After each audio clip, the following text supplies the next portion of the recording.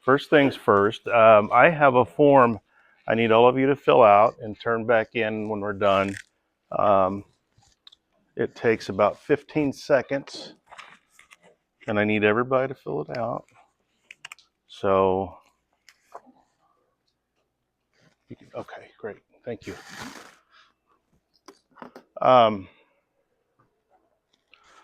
So how many of you have a worm bin? Well, let me back up. How many of you compost? Okay, a lot of you. How many of you worm compost?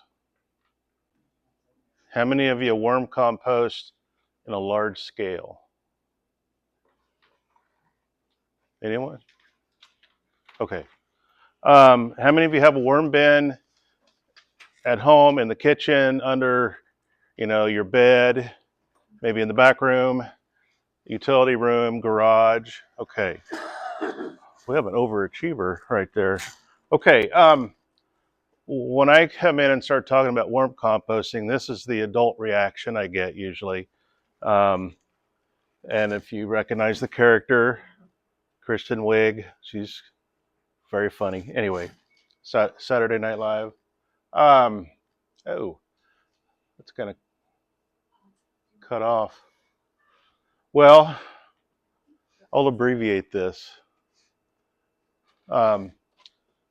Basically, we produce waste or scraps. Waste is kind of a gross term, but in the summer we have grass clippings. In the fall we have leaves and grass clippings. In the winter, there's not so much of that outdoor stuff, but we still create scraps and things like that from the kitchen that we can use for compost. So vermicomposting is using worms and microorganisms to break down those scraps and create a humus product that improves soil and makes plants really happy. All right, this is when I do a program at a middle school. This is the middle school reaction. So it's kind of a fun topic for me to talk about because I used to be a high school ag teacher. And if I were still teaching, I would definitely have a unit on vermicomposting because I had never heard of it in the 90s. So, all right. All right, what that says is these worms are red wigglers or red worms. Another word or another phrase is manure worm. All right, they get about 4 inches long. Night crawlers, they're huge, right? They're not the same. So, and as far as acquiring them, there's a place in Hutchinson now that is doing composting and producing worms to sell. But you can go online. There's Uncle Jim's Worm Farm, Worm Hippie Worm Farm. There used to be an outfit at two places in Wichita where you could get them. But they are small, 4 inches. They're not what I would call an attractive fishing worm. Okay, if I were a fish, nah, I'd go for the big suckers, the big ones. These are tiny. All right, and what this slide says is in shipping, they have to stay moist. Okay, that's a real critical part of this. On their bodies, they got to stay slimy. So to survive, that's a survival thing. I'm gonna mess with it. Go ahead. You want me to stop?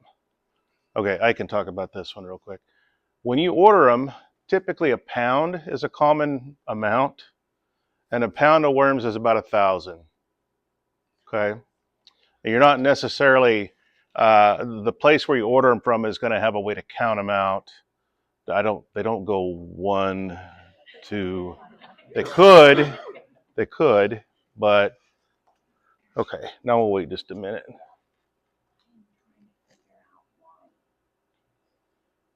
Get a drink, coffee here. Nice. Okay, thank you. Okay, now I guess I got to stick to the slide. I can't wing it. Okay. Okay, why redworms? They are basically a tropical worm. They like a warmer climate than, say, an earthworm does. What we're used to here, night crawlers. Um, they like that 55 to 77 degrees. So where do you find that?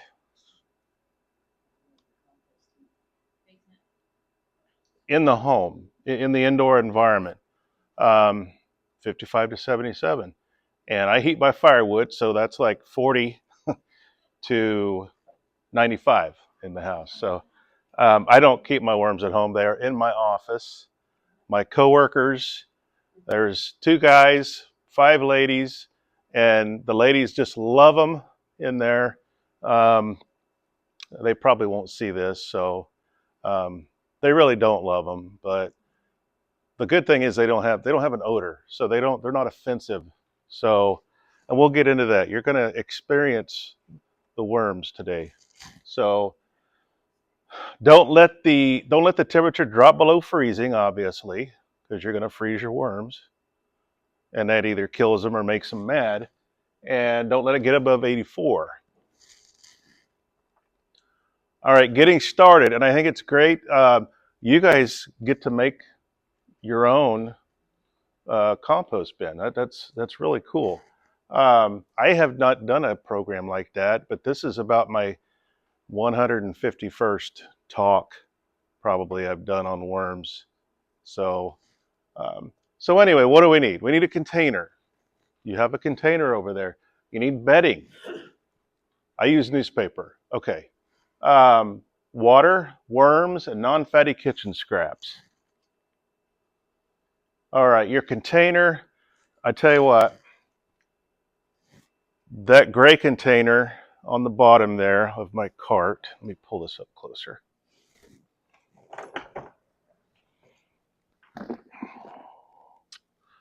I think that will sit here.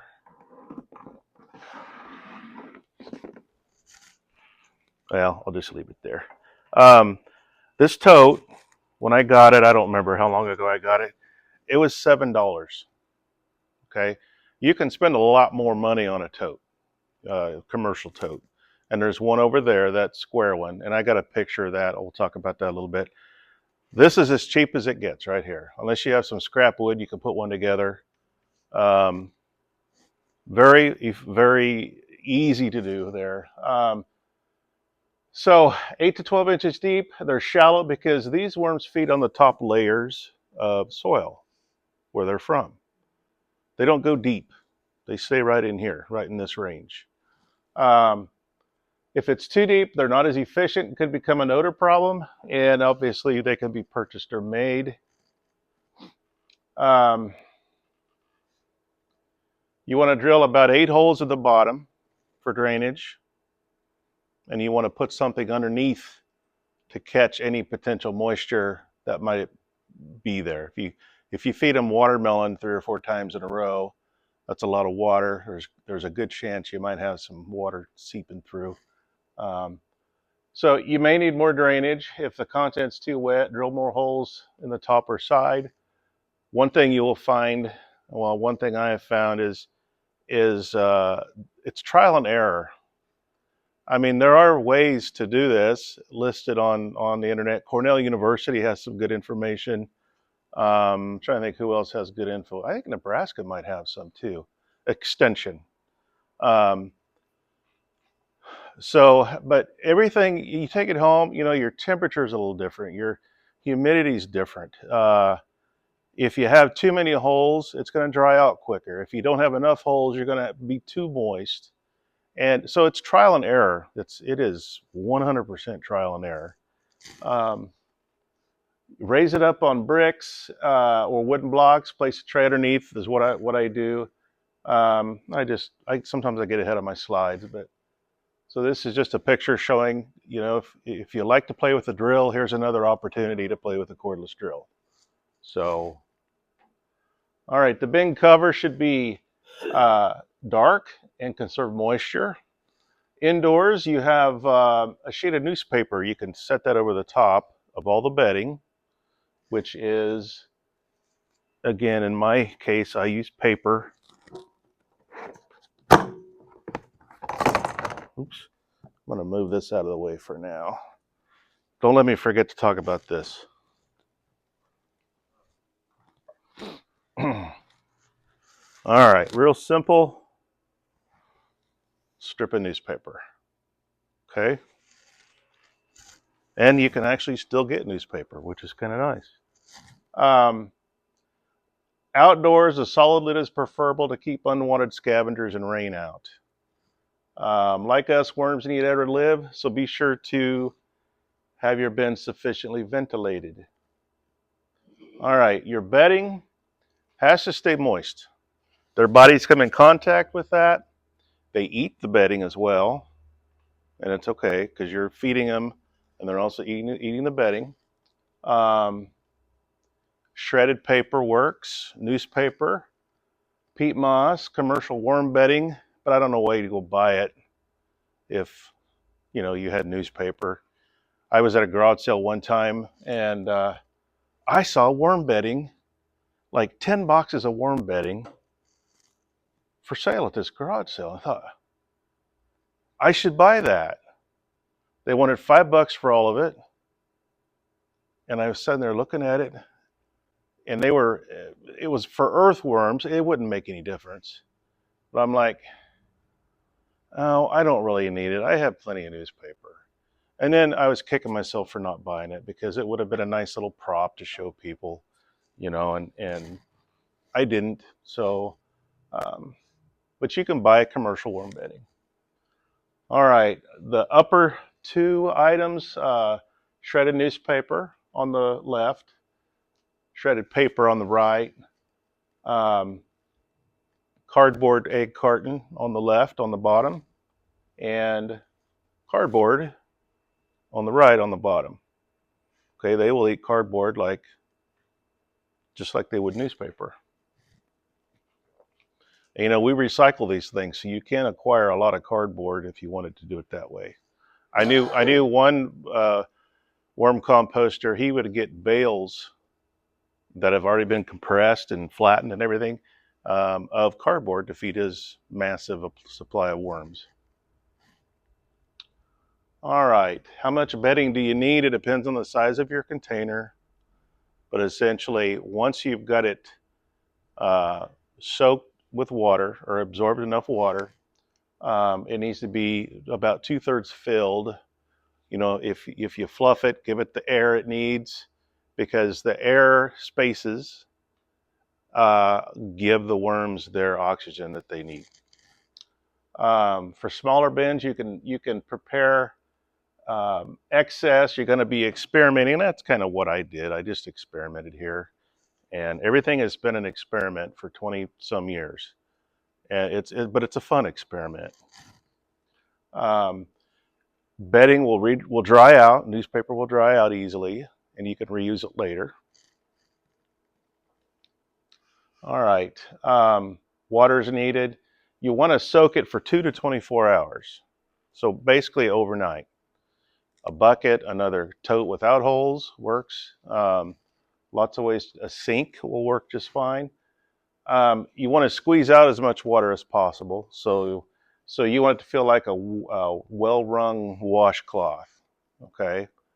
When it's ready, when you've squeezed the water out, preparing it, a well-wrung out washcloth. Again, the bedding must remain moist. If it dries out, mist the paper with water from a spray bottle and dampen the bedding again. I have not had an issue whatsoever for the last 6 months with dry bedding or bedding drying out on me,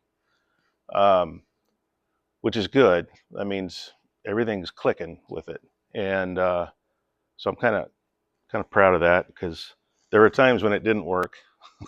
And if it doesn't work and you forget about your worms, which you can do, it's not like having a puppy.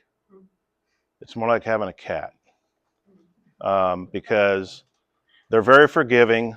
You can go on vacation, forget about them. They're just going to eat their bedding. But if they dry out, they get really angry. All right, how many worms do I need? Don't you wake up in the morning and ask that question about every other day? How many worms do I need? It depends on your kitchen waste generated in a day. All right. They'll eat its own weight in 3 to 7 days. This is what I have found. When everything's going well, 3 to 7 days. Okay. And okay, as we are adding, I must have got that one out of place. Adding worms to the bin, like a fresh new bin, you just sprinkle them over the top. You get that pound that you ordered from Uncle Jim's Worm Farm. There's also one called specialty worms. They have some really neat names, kind of like rodeo type names in some cases. But the skin of the worm reacts to the light and they burrow down. So they're not going to hang out on top because they'll dry out. They'll burrow down and find their environment. Okay. All right, kitchen waste. I like this slide because this is the only real program I do where I can get away with having a picture of garbage to show everybody, because who doesn't like garbage, right? Vegetables and fruit waste is what they eat: pasta, coffee grounds with the filter even, and tea bags. One thing that's interesting about seeds or potato skins is the eyes can sprout, and then you'll see these little vines in the bin. They have a gizzard like a chicken, so they need a fine grit. How many chicken people in here? Okay, so you know what I'm talking about. So they're similar to chickens in their digestive system. Fine grit added to help digestion. Gritty materials like cornmeal, which is what I'm using, but I also use coffee grounds. Let's see, finely crushed eggshells. Dry the shells and then crush. Finely crushed means dried out, roller pin for 5 or 10 minutes. It needs to be that fine. Or put it in a blender. It needs to be that fine, okay? If you leave the egg whole, it's going to stay that way.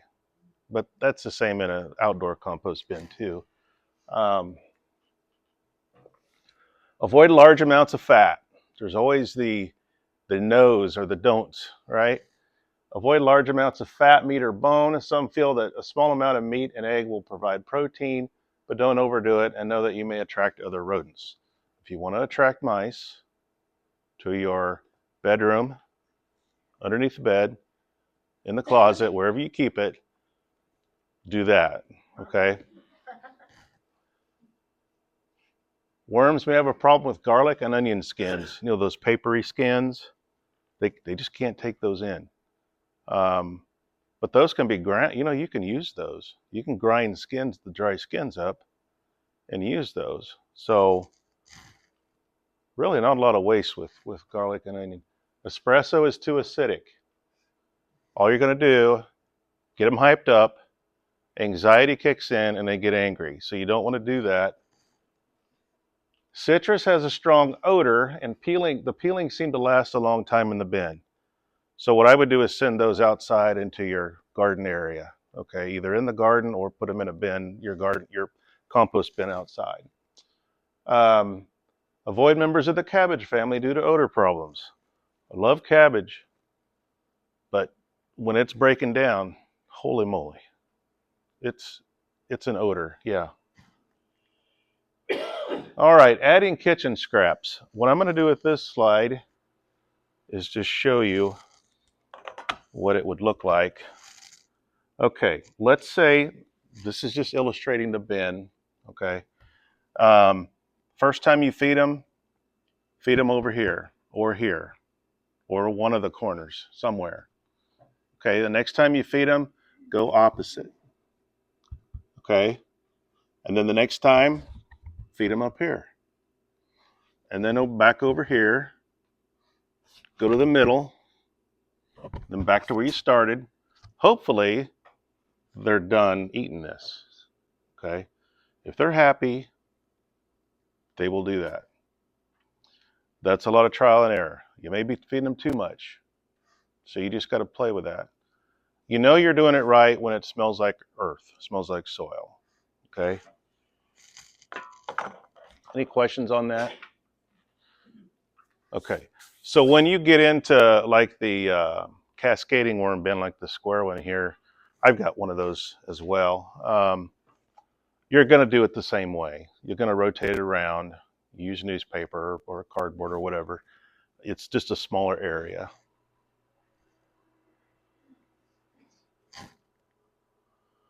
Okay, and if you get odors, cut back on food or try chopping it up more. So, and I don't do that. I should try that sometime. Um, it seems to be more manageable when there's less fruit and more leafy greens. They love just lettuce. Um, so, and if you run across fruit flies in your bin, take the fruit out, put some lettuce in there, and that seems to straighten it out. That and a wet, solid piece of newspaper over the top. Okay, I've had fruit flies one time in 25, 6 years, and I figured that's not bad. So I've had some pretty good success with it. All right, harvesting the compost. Given the right environment, they're going to go to work, start eating, and pooping out castings. All right. Um, the castings, basically, in 3 to 4 months, they should eat that tote in castings. So they're eating their scraps and the bedding. Okay. And what they create is humus. Okay, it's one form of humus, but it is not soil, but it smells like soil. Compared to soil, castings contain 5 times more nitrogen, 7 times more phosphorus, and 11 times more potassium. That's pretty significant. And that comes from, I believe, University of Wisconsin Extension. Rich in humic acid, it improves the soil and the structure of soil. So it'll improve clay soil, it'll improve sandy soil. It's the miracle cure, okay? Almost. All right. All right. To keep your bin going, you're going to have to harvest the castings from time to time. And this is where the fun begins. All right. You can take the bin, turn it upside down on a table or on the living room carpet you just put in. Okay. But if you're going to do that, you might use a tablecloth, plastic type thing. Turn it upside down and shine a light on it. Or I just use the lights in the room I have, and it works. It probably not as quick, but they'll burrow away from the light. They don't like light. They'll burrow away. So you're going to have this pile of castings with the worms in it. You flip it upside down. You have it on the table. They're going to get closer to the middle. Okay, they're moving away. You can scrape away the castings since the worms have moved deeper, and you'll have some worm-free castings you're scraping away. I've got some pictures to kind of show that. So as you are harvesting, occasionally you'll have some worms, that didn't quite follow instructions. So you have to pick those out, and that's no big deal.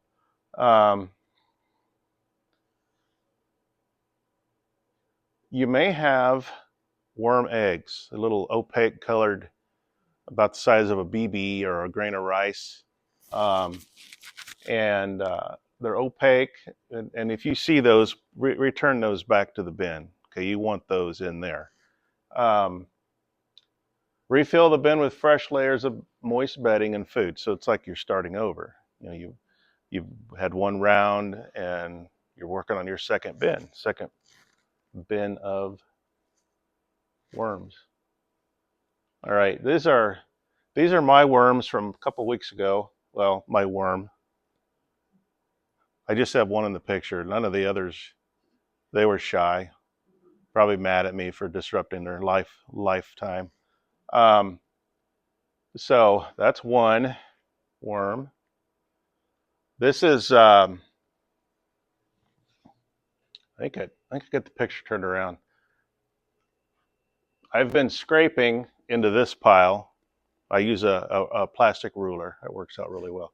This is the big pile with all the worms and castings in it. I just got started and then started scraping them over into another pile. That's just, I'm using a ruler to scrape from the big pile to the little pile.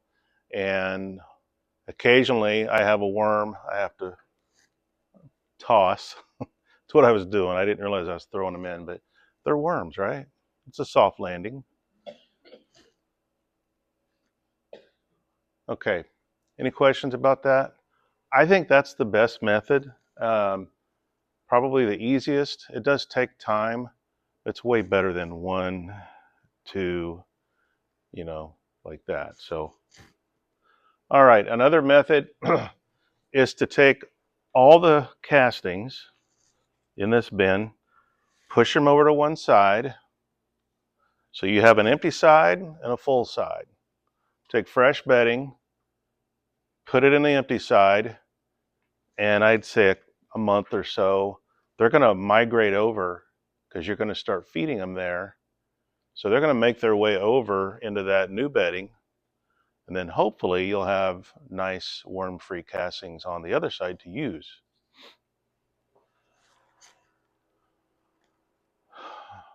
That's what that slide, I can't talk today. Slide said. All right, and this is my finished casting. I have it in a tote right there. Probably still find a few little wigglers in there, tiny little rascals. And unless you're a commercial operation where you have machines to separate castings and everything, you're going to have a few pieces of paper left. That's normal. And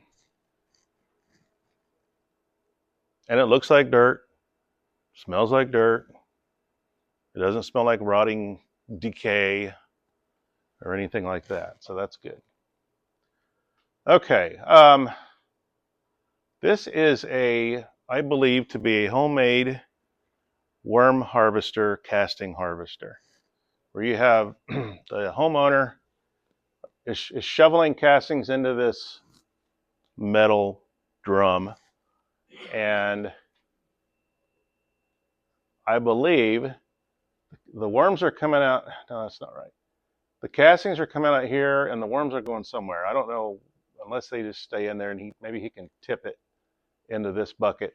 But he's able to separate worms that way. All right. Castings are the final product of the decomposition process. Results can be perfect food for plants depending on the food fed. The more variety, the better. Variety is the spice of life, even for worms. All right, you can purchase castings as well, dried or wet. Wet castings contain more active soil organisms and are perfect for outside planting or pots.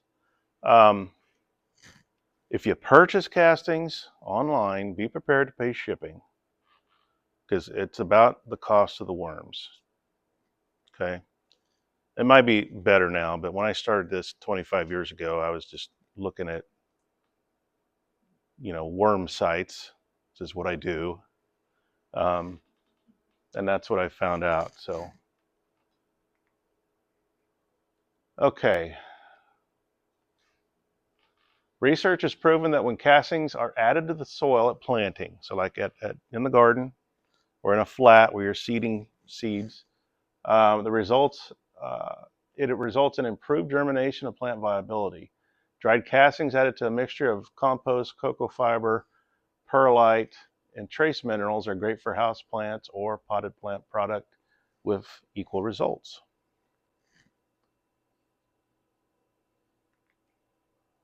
Okay, using castings, that's always a big question. Use about a 3-part casting, 1-part soil ratio. All right. For vegetables and annual flowers, sprinkle on the bottoms and sides of holes and furrows. Set seeds and plants in place. Cover with soil or simply work into plant into the ground around the base of each plant. For perennials, work a 1/2 cup of soil above the root zone and kind of work it in. Be careful not to touch the roots and things like that or hurt the roots. Apply in early spring, early summer, and fall. All right, casting use. For trees, roses, shrubs, berries, you're basically the same thing as the vegetables and annual flowers. 1-part casting to 3 parts soil. You can also add the castings directly into your soil mix when repotting. That's going to be my next project when seeding a flat is using castings in that process. Castings are mild, so they're not going to burn or over fertilize with them. So that's a good thing. All right, some don'ts. Don't use plastic bags or bottle caps, glass, aluminum foil. They'll be there forever. They're not going to break down, and they make your bin look like trash. Don't let your cats use the bin. Ammonia can kill the worms. There's concern with toxoplasmosis in pregnant women, and provide some kind of device to keep them out. No insecticides, obviously, and no garden soil. I got a little error in there. Don't use fresh cow, horse, or chicken manure. You can literally cook your worms, and you don't want to do that. Obvious reasons, because they'll die and just get angry. After establishment, you may begin noticing creatures besides the red worms, especially in outdoor bins. Most of these are helpful because they help break down the materials your worms are breaking down as well. The good ones are springtails, sow-bugs, pill bugs, millipedes. Bad ones are predatory mites, fruit flies. I've had fruit flies, and centipedes. This is the springtail, and this is the roly-poly or the pill bug, sow bug. And when you construct and manage it properly, you're not going to have a rodent problem. Okay. What about night crawlers? I touched on those a little earlier. Night crawlers, they go up and down in the soil. They can handle colder soil. They go up and down. That's all they do. They go up, they get some grass or something, they bring it down and they eat it. And red wigglers stay right in here. So if you put night crawlers or earthworms in this bin, they're just going to die. Okay. Any questions on those? I guess I'm becoming, some people are calling me periodically with a worm question. And I have to tell them I'm not an earthworm expert. I go fishing with earthworms. That's all I know. I know a little more about composting worms, but yeah, I'm not the all worm expert. I like composting worms. So, all right, there are books about worms. All right. In that book, Mary Applehoff, Worms Eat My Garbage, she suggests, mold is the process of breakdown as well. Mold is natural. Some people are allergic to it. So keep your worms, you may not want to keep them in your bedroom. Keep them in the back, okay? All right, overfeeding, most common mistake people make. Worms eat less in the fall and winter when the nights are long and the days are cool. They eat more in the spring and summer when hot during the day and warm at night. Worms eat less getting established, sometimes a lot less, so don't overfeed them. Don't overfeed in the first month after starting a new bin, especially if starting the bin in fall or winter. The way you gauge how much food you give your worms is by how much is left of the food you put in the last time you fed them. Okay. Carrots take a while. It almost seems like what you're giving them has to start to decay. And then they go to that decay or rotting area. If you put a whole sweet potato in there and leave it in there for 2 or 3 months, and you decide it's time to take the lid off and really look at them good, you'll notice that the vines will have grown a lot. And then you'll realize, oh, you should cut it up. So anyway, the feeding process is always fun. Okay, this is some research. The soil mix, these are carrots. On the left is 20% worm castings. One on the right is 0 worm castings. Okay, pretty significant there. So another one, you get 0, 10, and 20% worm castings. I don't plant carrots. I just don't have the patience for it, I guess. But that's pretty significant. Okay, now I got some pictures to kind of talk about here. It won't be too much longer, but this is the cascading worm bin, like the green one over there. There's also a brown one. If you want an attractive worm bin in the house, this might be what you go for. All right. This is one that is basically 2 totes, but they have castings in the bottom. The worm, when the worms finish eating all the garbage in this one, they'll migrate up into the top one because there's holes in the bottom of this top bin. This is can o worms, much like the cascading worm bin, only round. It's kind of like a round donut and a square donut. And that one is attractive enough, you can keep it in your kitchen, just like this lady is doing. Wooden bin. This is probably an old ammunition wooden box, probably from the National Guard or the Armory, local Armory. This is a homemade bin, just using totes up on blocks or cups in this case. Worm tea. How many of you ever made worm tea? Okay. You can buy this and have it shipped to you, but you can make your own. You use about a 1-to-1 ratio with the castings you have and water, and then let it sit overnight, and you can water with that the next day. Do you use fluorine-free water?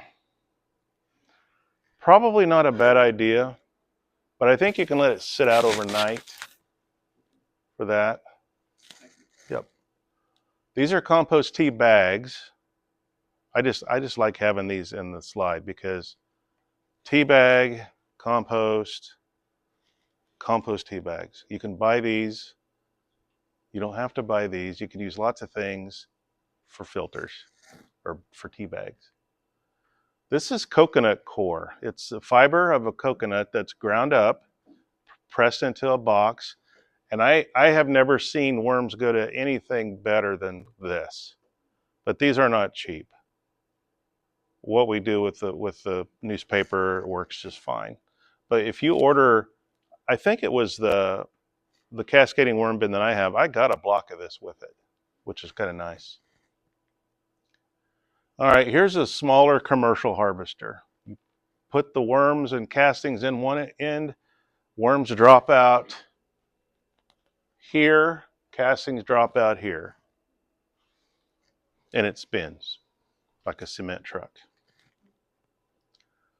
This is the redneck version of the previous worm harvesting machine. You see the Lowe's on the bucket there? Okay. Duct tape. I'm sure it works great. This is a large commercial harvester. Most people aren't going to have one of these in their backyard. So, but this is some serious business here. Okay, then it gets kind of silly. You can buy worm accessories as well as worms. And if you have a street sign, you can call it Wiggly Worm Way. If you're sleepless one night before your presentation the next day, really get bored, you can swap out a word in a movie title and put worm in there and just have a little fun with it. Wormless in Seattle, Planet of the Worms, The Worminator, 3 worms and a baby. Apparel is available.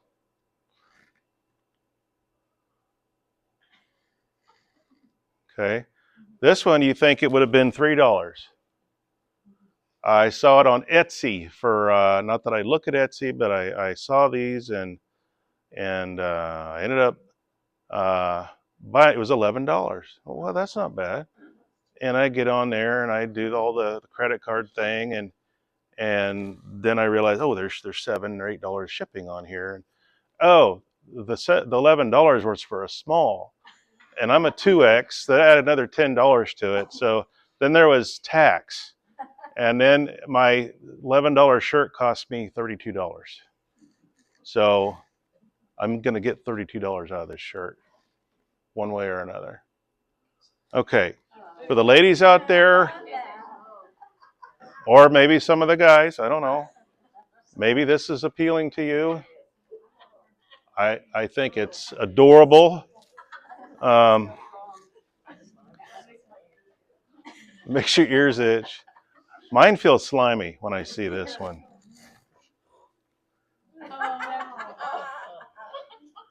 This looks like a problem here, a medical issue.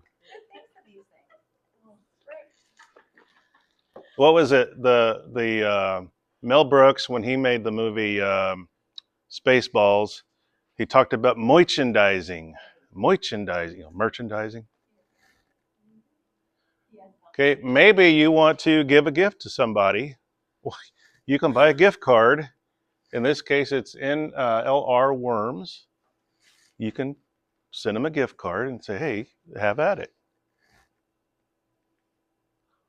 All right, just a caution for everyone, never make your worms angry.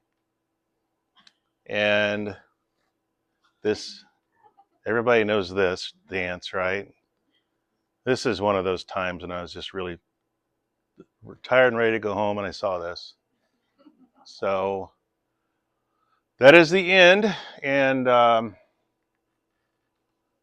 I got to mention this. I have a high school classmate that's an artist. And I said, hey, Brent, can you doodle me a worm eating garbage?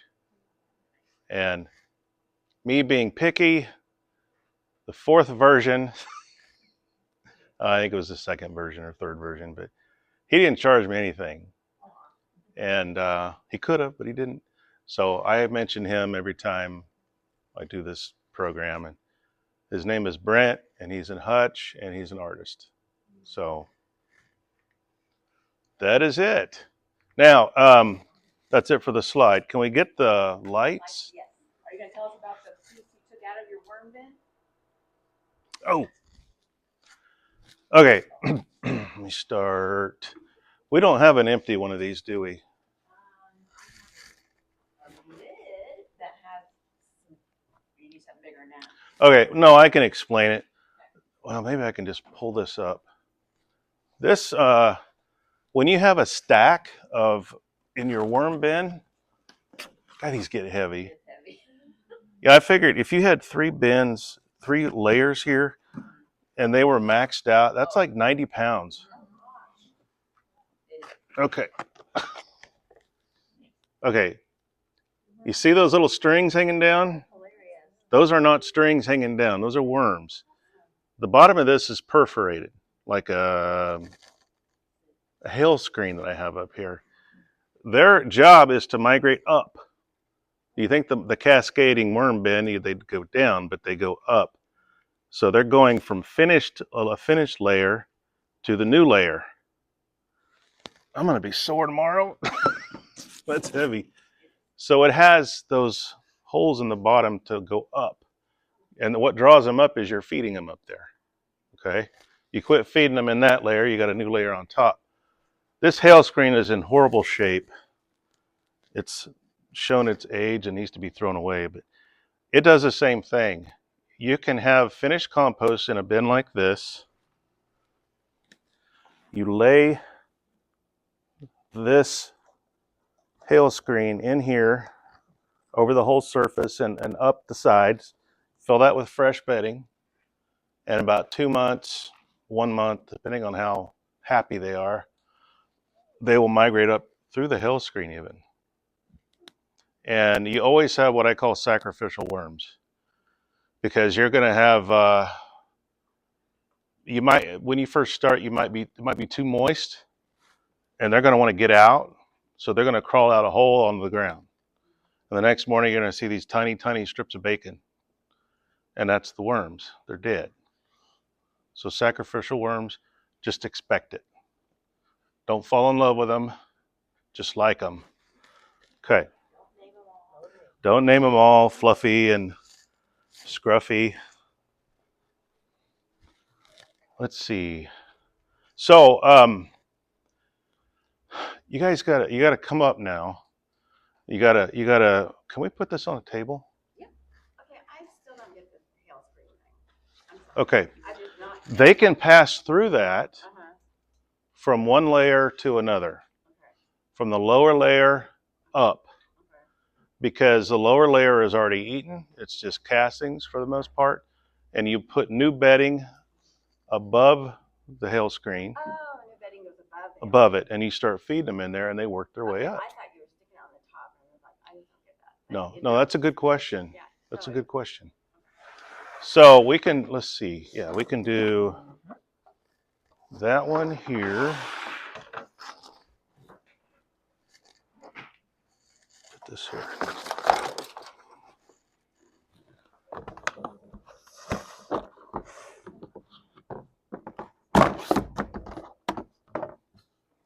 You'll probably experience, if you travel a lot with your worms, maybe you'll spill them accidentally. Okay, I don't know how I want to do this. Come up, stick your nose in. Don't be shy. You're not middle schoolers. Take a whiff, tell me what you smell, and the most important question is, tell me if you think this could go under your bed and hide it from your spouse for any length of time. No particular reason. I'm asking for a friend.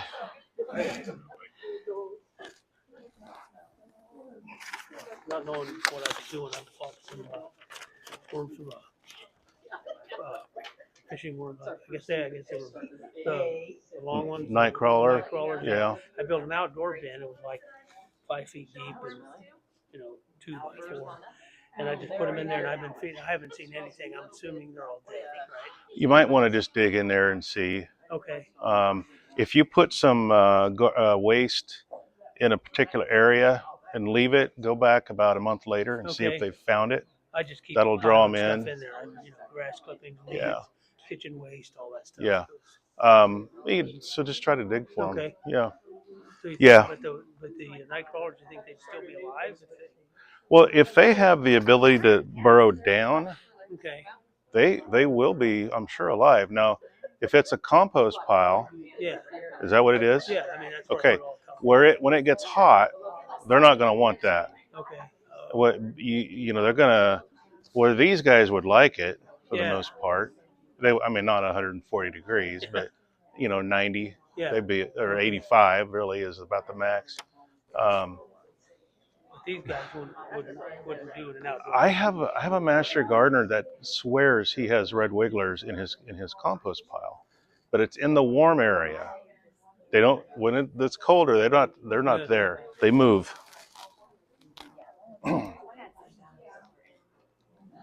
Yeah, that's just a hill That's screen. teeny tiny. Oh, it's very small.